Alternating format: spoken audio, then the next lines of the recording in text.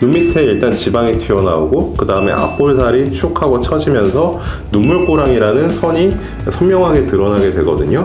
일단 그 지방의 볼륨 자체가 충분한가라는 것을 얘기를 해야 될 필요가 있을 것 같아요. 앞볼이 평평하기 때문에 눈 밑이 아무리 들어가 있더라도 그런 것들이 포커싱 되고 좀 더 드러나게 되는 경우가 많지가 않습니다. 안녕하세요. 네, 스타트 채널의 한바른 원장입니다. 저희가 많이 진행하는 수술이 이제 눈 밑 지방 재배치라는 수술. 이제 눈 밑에 지방을 재배치한다, 즉 지방을 옮긴다는 개념의 수술인 건데, 사실 병원에서 상담을 받으시다 보면 뭐 저희 병원도 그렇고 다른 병원도 그렇고 이제 눈 밑 지방 재배치 수술 이외에 지방 이식도 필요합니다 라고 말씀을 들으시는 경우가 많거든요. 지방을 옮겼는데 지방 이식이 왜 또 필요해? 라고 생각을 하시는 분들이 있고, 실제로 그런 질문들을 남겨주셔서 오늘은 그것에 대해서 풀어보는 시간을 갖도록 하겠습니다. 그럼 눈밑 지방 재배치, 이제 눈밑 지방 재배치라는 얘기는 지방을 재배치한다, 어딘가로 옮긴다는 뜻이죠. 눈밑의 나이가 들었을 때 나타나는 특징에 대해서 지난 시간에도 설명을 드렸는데, 눈밑에 일단 지방이 튀어나오고 그 다음에 앞볼살이 축 하고 처지면서 눈물꼬랑이라는 선이 선명하게 드러나게 되거든요.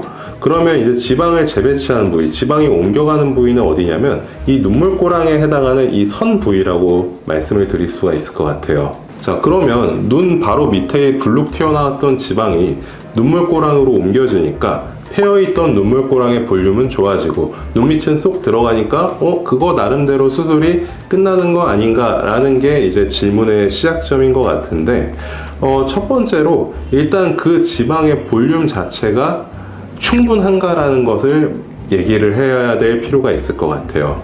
자, 우리가 몸매가 좋다고 얘기를 할 때 들어갈 때 들어가고 나올 때 나와야 보통 몸매가 좋다고 얘기하지, 다 나와 있거나 다 들어가 있다고 좋다고 얘기하지 않잖아요. 마찬가지로 눈 밑에 이제 애교살과 그리고 눈 밑, 그다음 앞볼과의 그 세 가지 부위의 상대적인 볼륨의 차이에 따라서 이게 나이가 들어 보이는지 혹은 나이가 좀 젊어 보이는지가 차이가 나게 되거든요. 일단은 애교살은 조금 더 도드라져 보이는 게 좋고요. 눈 밑은 가능하면 쏙 들어가 있는 게 좋아요. 마지막으로 앞볼 볼륨은 그것보다도 좀 더 살짝 위로 올라와 있는 느낌, 그리고 볼륨이 좀 더 충분할수록 눈 밑도 살짝 더 들어가 보이는 역할을 하게 됩니다. 그렇기 때문에 지방 이식이 필요하냐 필요하지 않느냐의 가장 큰 구분점은 내 지금 앞볼살이 처져 있느냐 혹은 앞볼살 자체의 볼륨이 충분하지 않느냐에 따라서 달려 있을 것 같아요. 사실 대부분의 여성분들이 마르신 분들이 많고, 그런 마른 분들의 특징은 앞볼 볼륨이 굉장히 평평하게 되어 있다는 거거든요. 그런 경우에는 꼭 처져 있지 않더라도 앞볼이 평평하기 때문에 눈 밑이 아무리 들어가 있더라도 그런 것들이 포커싱 되고 좀 더 드러나게 되는 경우가 많지가 않습니다. 두 번째로, 사실 나이가 들어서 앞볼이 처져가지고 뭐 눈물꼬랑이 굉장히 진하게 드러나거나 혹은 거기서 이어진 인디언 주름까지 생긴 경우에는 사실 말할 나위도 없겠죠. 그런 경우에는 사실 지방 이식으로 그쪽의 볼륨을 채워줘야만 그런 것들이 보완이 돼서 조금 더 동안의 얼굴 혹은 피곤해 보이거나 이런 인상들을 없앨 수가 있다는 거죠. 그리고 이제 앞볼 볼륨을 채우는 것 외에도 지방이식이 가지고 있는 여러 가지 장점들이 있는데요. 이제 첫 번째로는 눈물꼬랑을 좀 더 완화시키는 데 효과적이라고 할 수가 있어요. 이제 눈물꼬랑 같은 경우에는 앞볼이 처지면서 생기는 거지만 결국은 우리 몸에서 피부와 뼈 사이에 굉장히 단단하게 이어져 있는 주름의 하나라고 생각하시면 되는데요. 우리가 눈밑 지방 재배치를 해서 그 눈물꼬랑에 채워주는 지방 자체는 굉장히 깊은 층의 볼륨을 채워줄 수밖에 없기 때문에 우리가 피부에서 단단하게 이어져 있는 주름들을 해결하기에는 조금 어려운 점이 있습니다. 그래서 이제 우리가 지방 이식 같은 경우에는 눈물꼬랑에도 직접적으로 하게 되는데, 피부 바로 아래층 굉장히 얕은 층에다가 굉장히 작고 고운 입자로 지방을 갈아서 나노팻이라고 불리거든요. 이런 것들을 살짝 지방 이식을 해주게 되면 눈물꼬랑 자체가 굉장히 덜 드러나게 되고 좀 더 좋아 보이는 효과를 얻을 수가 있어요.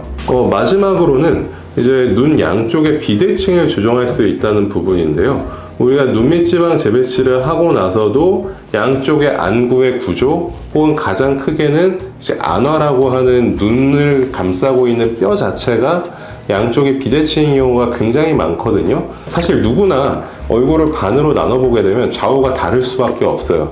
다만 그 좌우 자체의 비대칭이 좀 큰 경우에는 눈밑지방 재배치 수술을 했을 때 그 비대칭이 조금 더 드러나는 형태로 나올 수도 있습니다. 지방 이식 같은 경우에는 그런 비대칭들을 조금 더 볼륨을 채워줌으로써 해결할 수 있다는 장점이 있죠. 지금까지 눈밑지방 재배치 수술에서 지방 이식이 또 따로 필요한 경우에 대해서 알아봤고요. 일단 내 앞볼이 조금 평평하다고 느껴지시거나 볼살이 없다고 보통 얘기를 하시죠.